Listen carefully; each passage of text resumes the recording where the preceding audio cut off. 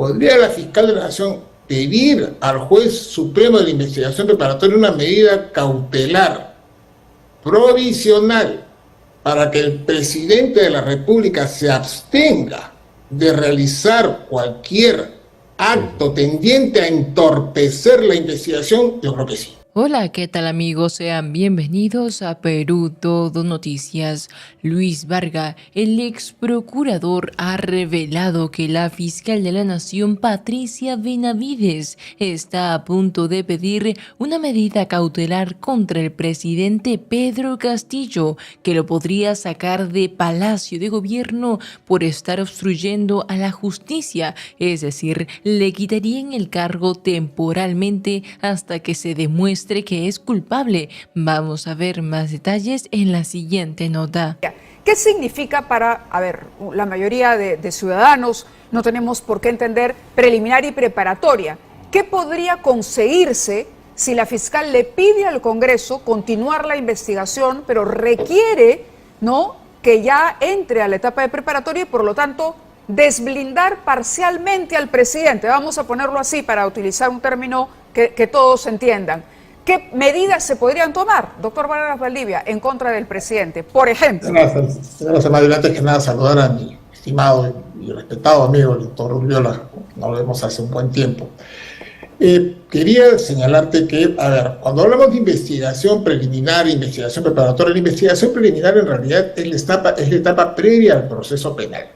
Es aquella etapa en la que la Fiscalía recibe la comunicación de un posible delito e inicia investigaciones a efectos de determinar si se puede o se debe iniciar un proceso penal.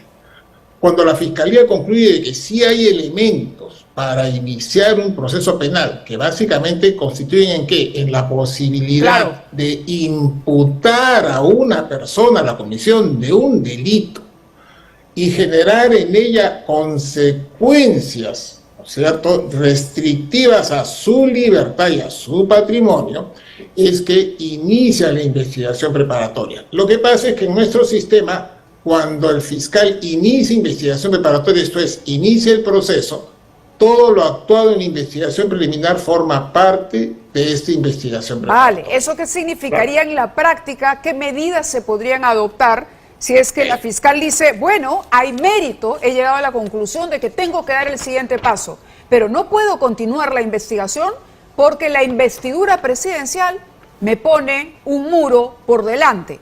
Y dependería del Congreso si le permite acceso, ¿no?, si ese muro lo baja, y el presidente puede, por ejemplo, incluso ser ¿podría ser detenido el presidente? No. Pregunto, no podría ser detenido, pero podría impedírsele salir del país, levantarle las comunicaciones. El problema es que si se inicia, si el Congreso autoriza a la fiscal de la Nación a iniciar el proceso penal, quedarían habilitadas todas las normas que el Código Procesal Penal prevé para la aplicación del proceso. Y yo coincido ahí con el doctor Rubio en el sentido de que, claro, la fiscal de la Nación lo que va a pedir al Congreso es autorización para procesar al presidente. Pero el problema de procesar al presidente implica que una vez que el presidente esté procesado, la Fiscalía puede pedir al juez supremo de la investigación preparatoria una serie de medidas cautelares. A eso iba. El código prevé que van desde medidas cautelares restrictivas de la libertad hasta medidas personales. Es más, por ejemplo, en esta etapa de la investigación preliminar, sin llegar a la investigación preparatoria, ¿qué pasa si la fiscal de la Nación llega a la conclusión de que el presidente de la República está en efecto detrás de este proceso tendiente a destituir al coronel Colchado? ¿Podría la fiscal de la Nación pedir al juez supremo de la investigación preparatoria una medida cautelar provisional para que el presidente de la República se abstenga de realizar cualquier acto tendiente a entorpecer la investigación? Yo creo que sí. ¿Sí, doctor Rubiola? Coincido plenamente, y porque además, si bien es cierto que la Convención de las Naciones Unidas para combatir la corrupción no ha generado todavía en nuestro ordenamiento constitucional una modificación de la Constitución que podría generar, por ejemplo, agregar en el 117 la posibilidad de encausar al presidente por otros delitos adicionales a los 4 que ya contempla.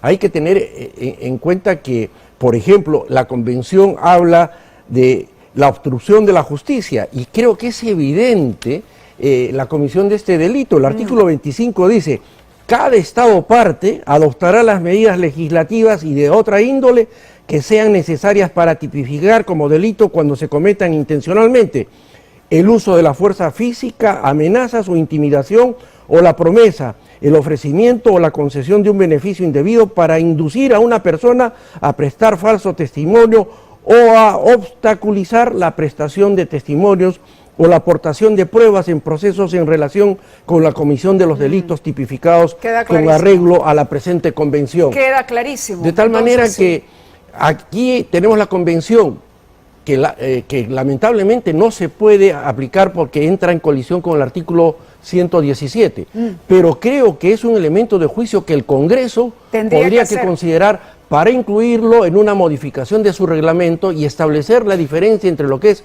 acusación cuando ya existe una investigación preparatoria culminada o la autorización para que continúe la investigación preparatoria después de haber culminado la investigación preliminar. Claro, al margen de las situaciones legales, este es un caso que decíamos va a reescribir probablemente no solamente capítulos de la legislación peruana en materia de lucha contra la corrupción, probablemente también implique repensar capítulos de la Constitución que tienen que ver con la investidura y el blindaje al presidente. Y es una pena que tengamos que usar la palabra blindaje y no protección de la investidura presidencial. Permíteme, Mávila, leer una parte del artículo que escribí en Gaceta Constitucional y decía: en tiempos del constitucionalismo, en los que los poderes discrecionales, las inmunidades excesivas y los privilegios anticuados se interpretan restrictivamente o van en camino a su extinción,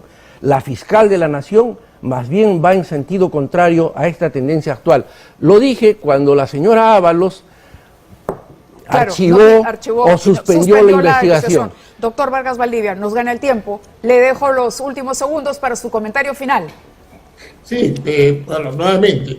El problema es que, como muy bien lo dice el doctor Rivera, en el Perú estamos en falta. Estamos en falta porque el Congreso intencionalmente está incumpliendo, ¿no?, con la Convención Americana y con la Convención Internacional de Naciones Unidas.